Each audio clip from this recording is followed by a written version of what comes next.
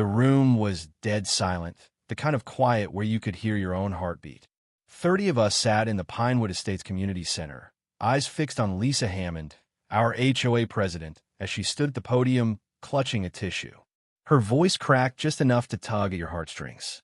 As some of you know, she began, dabbing her eyes, my son, Ethan, is in a real tough spot. He's behind on child support, and if we don't raise Dula $6,000 by month's end, he's looking at jail time. She paused, letting the weight of her words sink in. I've never asked for personal favors as your president, but I'm setting up a community hardship fund for this crisis. I shifted in my chair, glancing around. People were already reaching for their wallets, moved by Lisa's performance. Old Mrs. Clara from down the street pledged Dula $50 on the spot, her hands trembling as she scribbled a check. But something fell off. In the 3 years I'd lived here, Lisa had never once mentioned a son. Not at block parties, not in her endless HOA newsletters, not even in passing. And now, suddenly Ethan? I kept my mouth shut, but my gut was screaming. Lisa's tone sharpened as she continued. I'll be collecting donations myself, Cash, is best to avoid delays. Then came the kicker.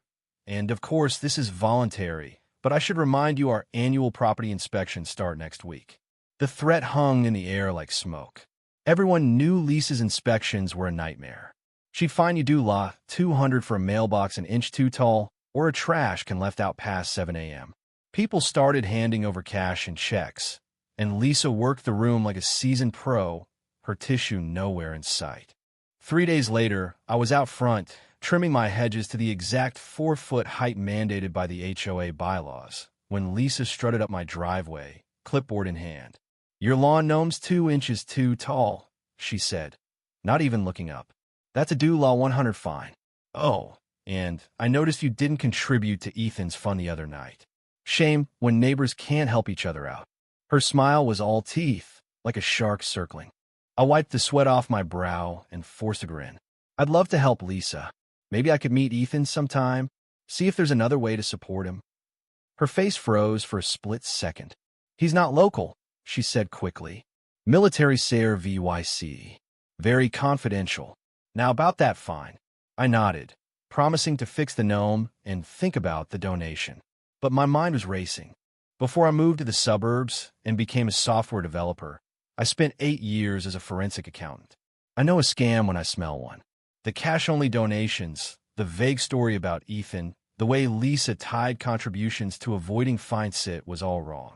I started digging. Over the next 2 weeks, Lisa's Ethan Fund became the neighborhood obsession. She'd raked in nearly Dula $4,000, mostly from folks like Mrs. Clara, who kept donating after getting violation notices slapped on her door. My research turned up nothing. No Ethan Hammond in public records. No mention of a son in Lisa's tax forms or her social media, which was wall-to-wall posts about her 2 pugs.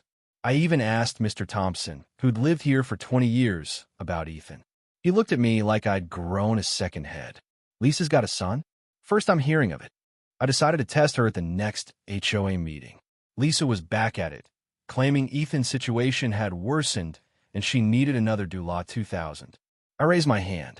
I'd like to help, Lisa, but my company needs documentation for donations. Could you share Ethan's full name and maybe the case number for his child support issue? For tax purposes. The room went quiet again. Lisa's face turned beet red. That's private family business, she snapped. And frankly, questioning my integrity as your president is offensive.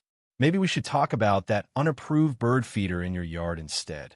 Murmurs spread through the crowd. I saw neighbors exchanging looks, doubt creeping in.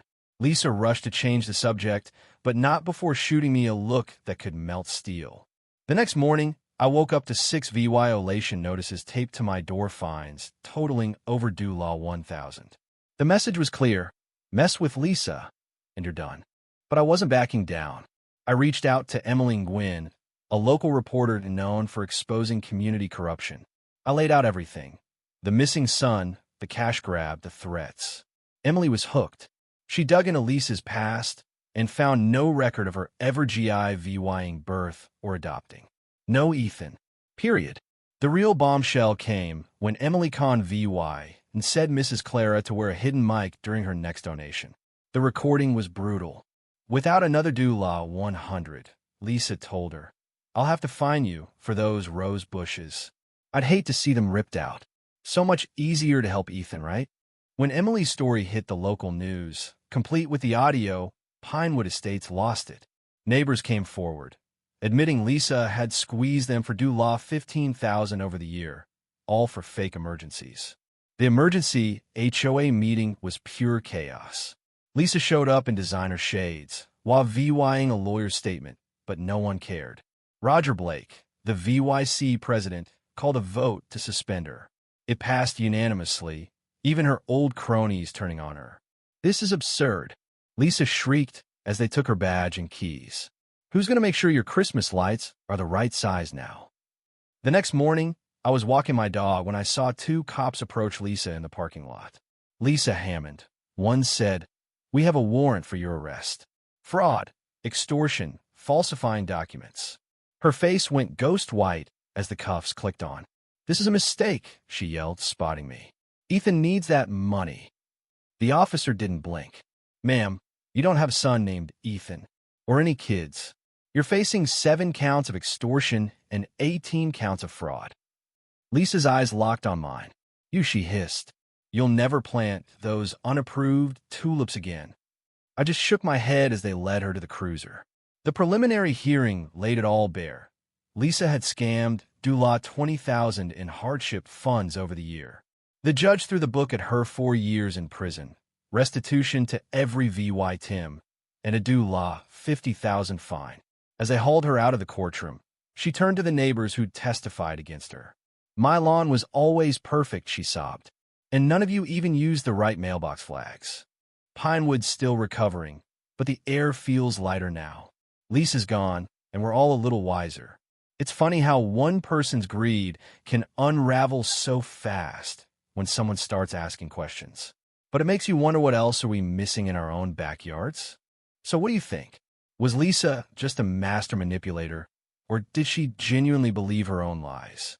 Should the neighbors have spoken up sooner, or was it too risky with her iron grip on the HOA? And how far would you go to expose a scam in your own community? Drop your thoughts below.